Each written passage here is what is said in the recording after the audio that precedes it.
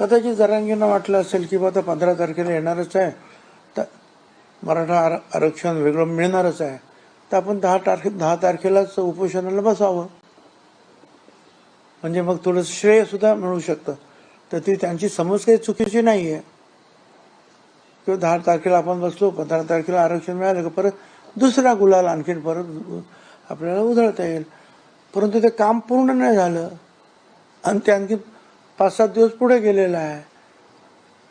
त्यामुळे आता त्यांच्या तब्येतीचा प्रश्न निर्माण झाला आणि ते आता मग शिवेच द्यायला लागले.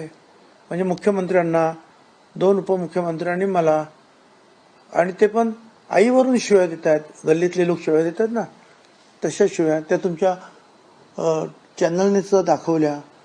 तिथे असलेले जे काय डिव्हिजनल कमिशनर, SP, कलेक्टर, या सगळ्यांना तुम्ही भडखाऊ आहात, भडखाऊ, असं सुद्धा त्यांना ते म्हणाले. हे सुद्धा तुमच्या लोकांनी दाखवलं.